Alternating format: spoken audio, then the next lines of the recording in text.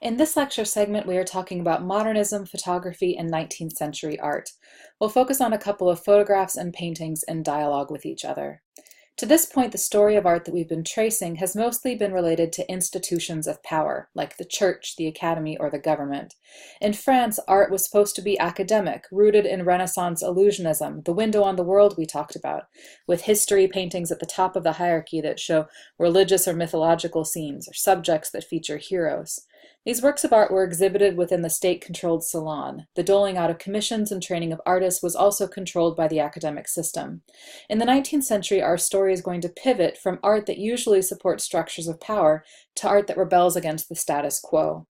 We've already seen artists pulling away from power.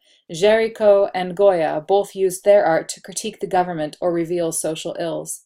Although we've talked about art shown in the Salon associated with the French Academy, we do have artists who stood up to the Academy. Adelaide Labille-Guiard's self-portrait advocating for the place of women in the Academy and herself as a creator.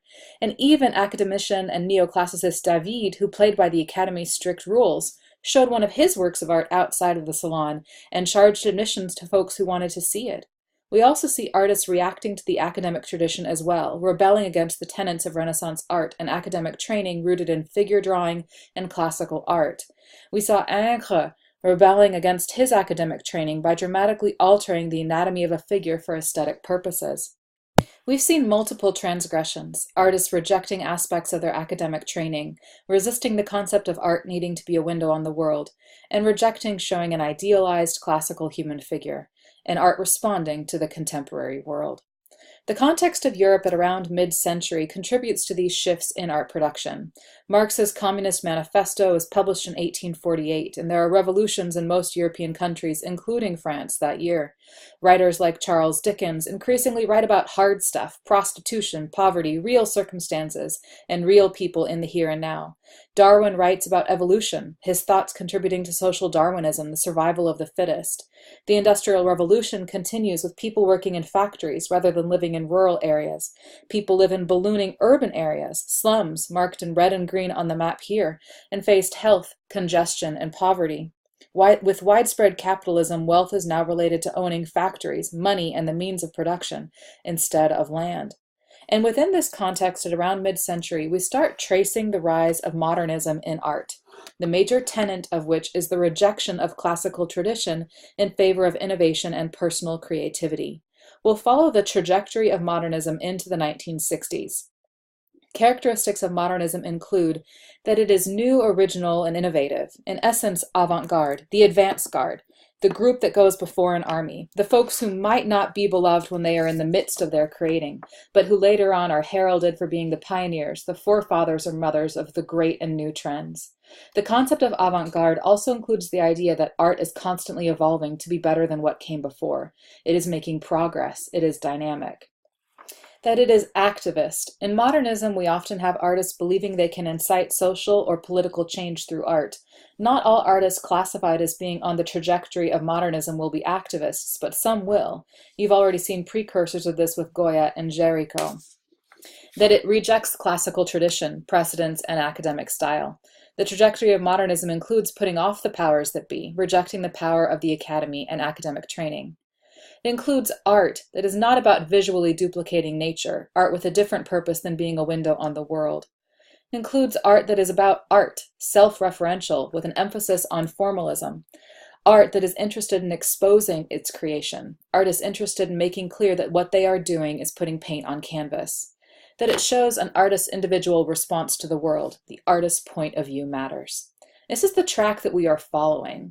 We'll watch these characteristics of modernism build over the course of the 19th century, in essence pushing towards the moment when the object is lost and we reach the point of full abstraction in the early 20th century, a moment you can see in these two works of art that frame the century for us, the academic to the abstract.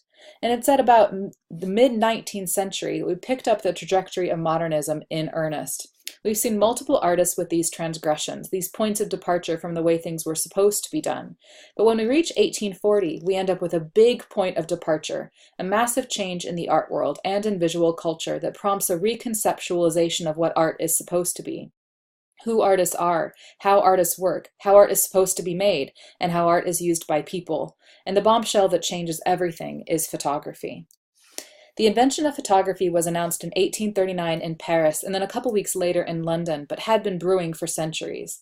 The basic principle of photography, encapsulated by a pinhole camera or camera obscura, was a tool for artists, especially in the Dutch Republic, but there was no mechanism or technology for making the image permanent. The announcements in 1839 presented techniques for fixing images in a permanent form, on a metal or glass plate or paper treated with chemicals. Daguerre's 1838 Boulevard du Temple daguerreotype had a very long exposure time, so the only discernible figure is the man having his shoes shined, because he was mostly standing still while the image was being fixed. The bustle of the city surrounding him is but a blur through the image. This example shows the presentness of photography, how it was capable of showing a moment, of capturing a scene of modern life. Early writers about photography discussed it as an exact and rapid means of reproduction, in essence as more real than painting. Some comments about photography label it as the pencil of nature, that nature can draw with light on its own. It was seen by some as being a rival to painting, or even superior to painting, in being able to capture a window on the world so easily. So if the point of painting was to be a window on the world, as we talked about in the Renaissance and in academic art, then what in the world was art supposed to be for now? If a daguerreotypist can capture an image of the world using technology, then what was the job of art? And what was an artist now? In many respects, the invention of photography threw the art world into a crisis. Critics, academies, painters, printmakers, and the newly created profession of photographer were all trying to deal with the ramifications of this new medium. Photography played a massive role in the huge popularization of imagery that swept through the 19th century. The genre of art that changed the most as a result of photography was portraiture. By the 1860s, photography was fully entrenched in consumer habits. Portraiture studios had sprung up all over the place, and many painters left their profession for the ofttimes more lucrative profession of portrait photographer. Cartes de visite, like these, of famous people, were exchanged and collected like baseball cards. A dialogue develops between photography and painting, with photographers basing photos on paintings, and painters basing paintings on photos. In this example, we see a female figure like Ingres' odalisque without the extra vertebrae in an anonymous image that likely functioned as a pin-up scene. Painters began using photos in place of models in their works, either staging scenes and having them photographed, and then using the photos while painting, or using commercial photos as source material, as seen in this figure in a painting by Courbet that he based on a photo. Manet painted this depiction of a bouquet of flowers the same year as this photograph was made. Did Manet see the photo and then decide to paint the flowers? Or did the photographer see Manet's painting and then decide to photograph the flowers? Or did they come up with it independently? The back and forth between painting and photography threw lots into question. Are photographs art? Are they science? Can they be shown in the salon?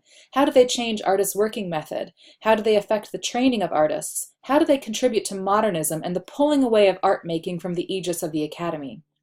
Such a massive new array of visual material stirred the pot and prompted all sorts of questions, propelling the experimentation, innovation, and rejection of status quo institutions of art that is a theme of the 19th century.